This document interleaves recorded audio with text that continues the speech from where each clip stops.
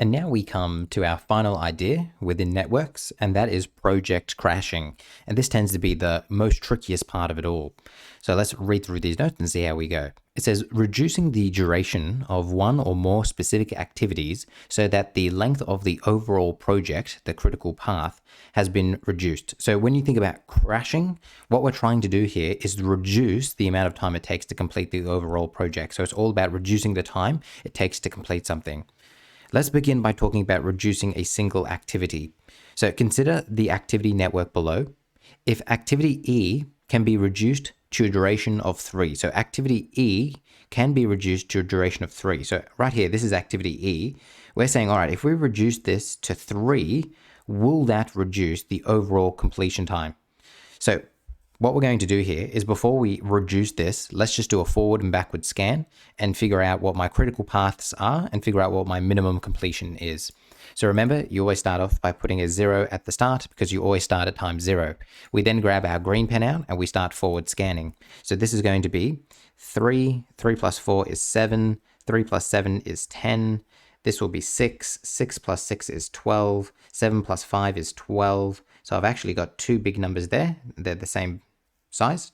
Then I'm going to go 12 plus 5 is 17, and then 7 plus 7 is 14. So 17 is going to be my bigger number. So that means the minimum completion time is going to be 17 minutes here. Or is it minutes? I think it's minutes. It's going to be 17 minutes. Now, let's figure out our critical path by doing our backward scan with our red here.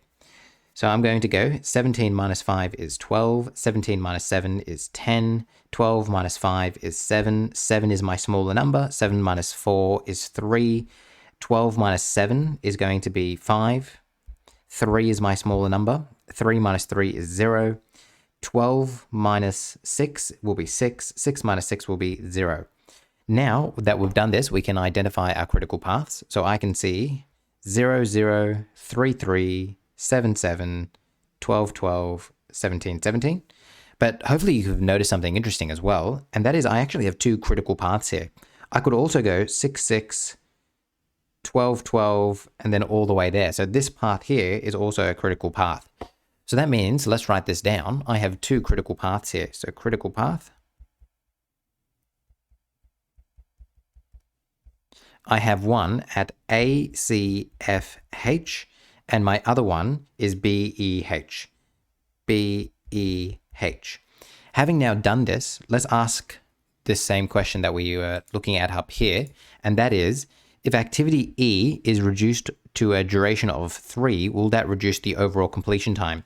So if I was to reduce this to 3, so let's say this now becomes 3 right here, well, that means this pathway now will take how long? Well, it will take 6 plus 3, so this now will become 9. Now, hopefully you notice that if this now is 9, well, no longer will this be a critical path, but I can still go through this way, can't I? Meaning, and this is the important thing, I'm still waiting at this vertex here to hit 12 minutes from up here. Even though I'm no longer have to wait 12 here because I've reduced this by 3, I actually haven't saved any time because this pathway here still takes 12. So I'm still stuck waiting until I hit 12 minutes before I can do activity H. So hopefully you can see here that reducing activity E is going to have no effect at all.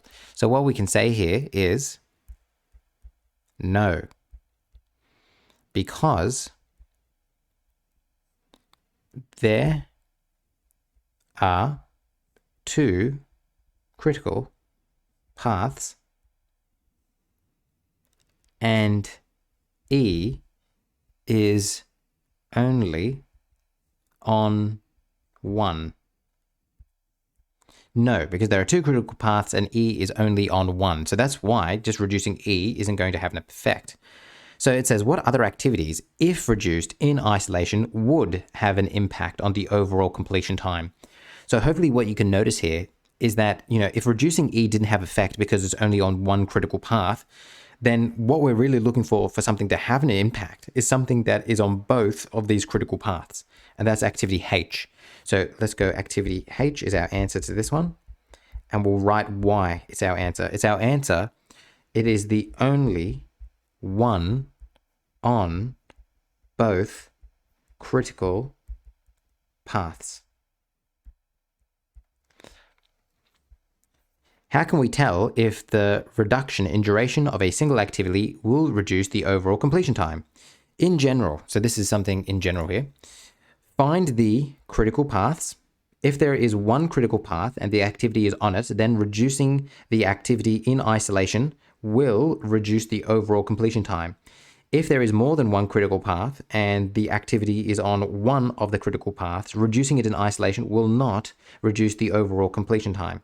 If the activity being considered is not on the critical path, reducing it in isolation will have no effect on the completion time. So those are some just general things to be aware of when you're talking about crashing and reducing things in this fashion. All right, there we go.